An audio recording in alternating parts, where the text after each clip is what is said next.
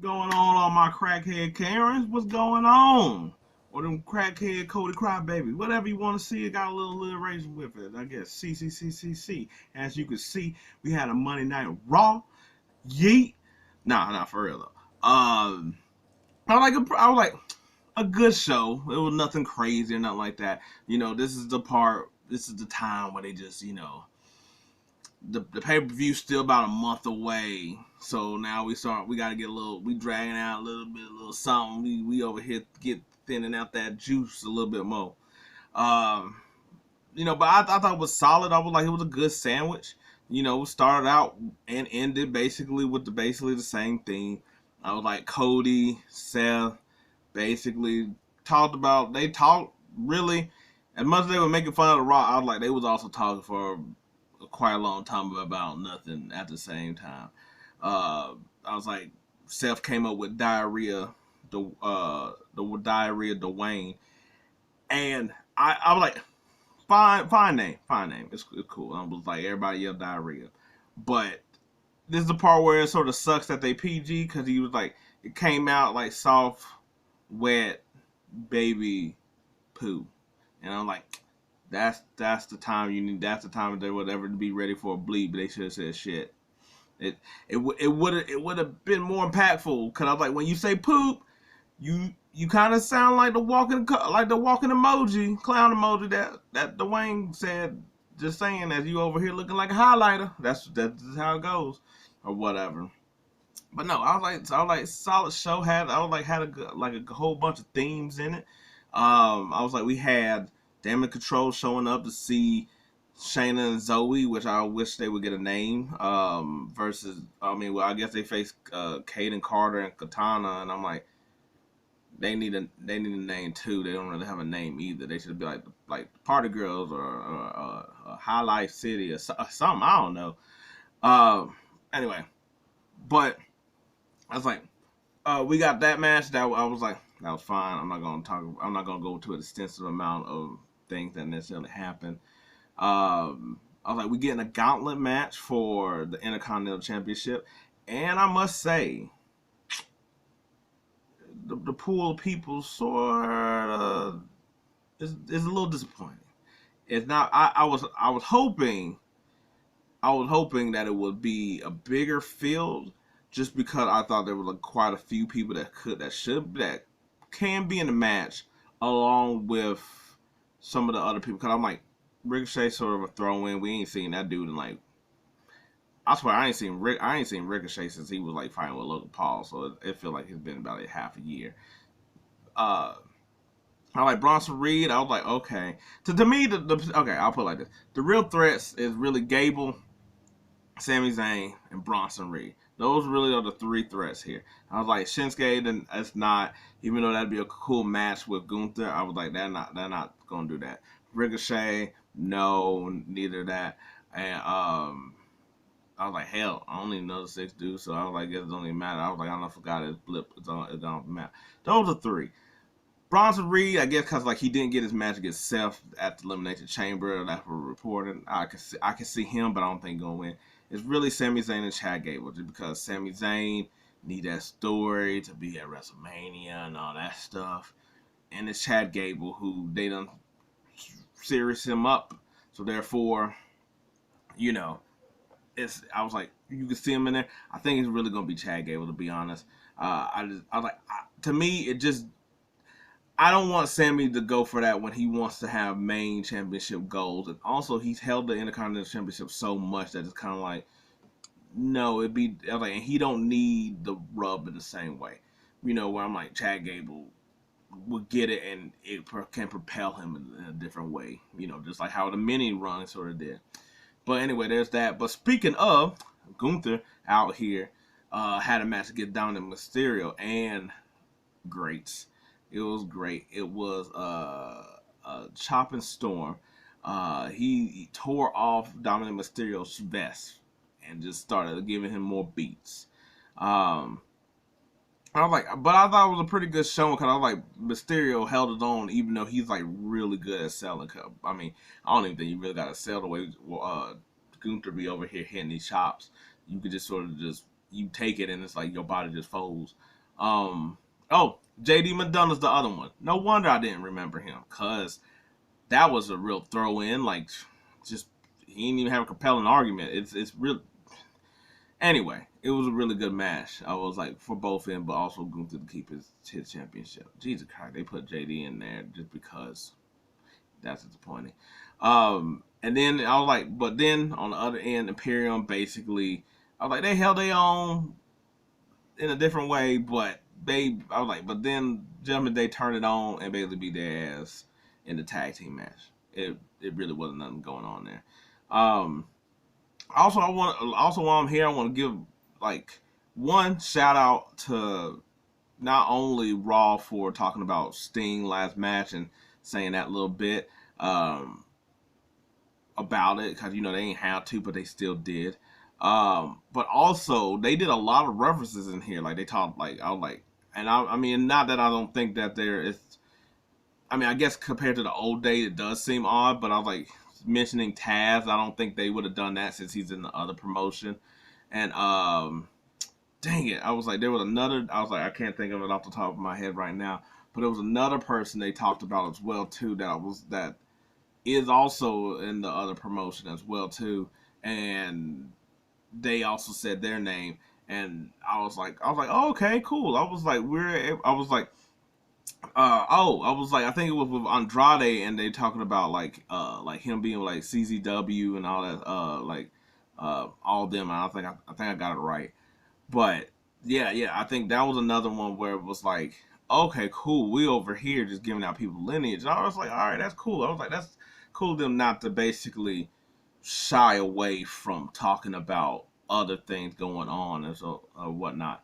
But we also did get Andrade's debut, um, and it was against Apollo Crews. And to be honest, is it not also his debut? Because ever since he was drafted, I think this is his first match. I don't remember him at all since then. So double debuts. But anyway, I was like, I think I was like, to me they felt like they were trying to recreate Santo Escobar and like Dragon Lee, like that thing. Well, not Santo Escobar, Dragon Lee and Cedric Alexander. That what it seemed like they were trying to do. Except for this didn't have the same like this, like at least when Dragon Lee faced Cedric Alexander, it was like Cedric Alexander got enough moves into where it helped Dragon Lee and his whole thing. This one, I was like, it did what it's supposed to do of basically Andrade winning, but it didn't. But I was like the creativity and the putting over of like, oh, like when it was, like I said, with Cedric Alexander Dragon Lee, it was like, oh snap, I want to see more of what Dragon Lee do. Like that's crazy. Where like Andrade, it's like, oh, okay, cool. I was like, but we also know Andrade. I was like, it's a little different because we also have seen Andrade as well too. But it also was kind of like, yeah, I was like, that's cool. But I was like, you also, I was like, it was Apollo Crews, and Apollo Crews didn't really do any crazy acts that Apollo Crews can do at the same time. But it's solid, did what it's supposed to do. I was like, we got Nia Jax and we got Nia Jax and we got Becky Lynch, and I'm glad it went how it went because I was really fearful that they would have Nia lose. So I was like, and I figured that Liv would interrupt. I was like, I was just fearful that they might just have it straight up and then like Liv like interrupts or something like that. But I'm glad that it went to a no DQ because I wouldn't have liked. Like, one, you can't have Becky Lynch lose on her way to WrestleMania, and I mean, even though I feel like you could, like, her stance is solidified, but you could and just have Nia be the one person you can't beat. But also, I'm like Nia getting beat by Rhea, fine. I was like, Becky Lynch is like fine too, except for that she's going. That I'm like, it's like. Yeah, but now they need another match in a certain type of way, unless somewhere down the line like they do it again. But I just felt like it wasn't the right time to have Becky overcome and beat Nia. I guess that's what I'm trying to say in this. So I was like, I'm glad they played a no DQ, and Also, Liv and Becky gonna have some. They got some beef that's gonna end up being settled. So we'll see how that goes. But no, it was a really good match. I was like, Nia with like the leg drop from the second rope. That was crazy. Um, Also, there was a couple times here where it felt like it almost felt like the reckless Nia, but it helped that situation too because it was chaos in a way too. Like where she tried to Samoan Becky into the post, missed the whole post, and she just fell. The leg drop. There was like a Samoan drop where she just sort of like threw her in a way too. Um, but I think she's just gotten better. But I was like, but Nia's gotten really better and improved in weight, and also implementing different moves based on who also she fights too. Because I was like, some of the stuff she did against Rhea, she didn't do against Becky, and I like that. Where it's like Rhea can match you with more strength, so therefore I gotta do different move. Whereas like Becky is more speed, so I gotta ragdoll her around and stuff. So I thought that was really great. Also, too, I really like that. So Shayna and Zoe going back to them beat Kaden the party girls or whatever. In the backstage, it's Candace and this Indy. Then you hear Natalia and Tegan talking and whatnot. Then Maxine and Ivy now pull up, and Candace going on this whole thing of like, you just gonna have to take what you want to. No, like not stop. Basically, stop being nice, and if being an asshole or rude get you your things left, what we gonna do? And so Maxine trying to tell her like, hey, just chill, like good things will come. And then she's like, I ain't trying to have no pity party and people will feel sorry for me. Like if you can't do like how many matches have you had? You only had like a couple matches. Can't even lace my boots. You can't do this. Like just get out my way. And of course that cost them the straw or whatever like that. But I liked it because they made the whole thing that happened to Maxine Dupree this past weekend or whenever with the house show into an actual, and it made like, we'll see if it actually become like a storyline, but they made an actual little plot into the whole thing.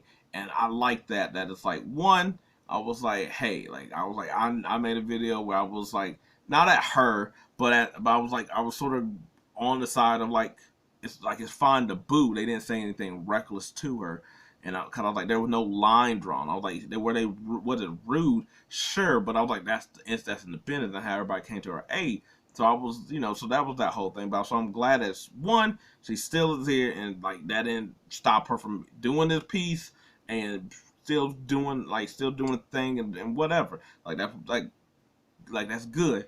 And but also too that I'm like willing to put this into a plot and also seeing they do something else with it, or at least addressing it and making something out of it. Like like you could have y'all could have just swept under the rug or try to made it feel sorry for in the actual thing. And it's like, no, it was like, we're gonna use this as a character development kind of thing.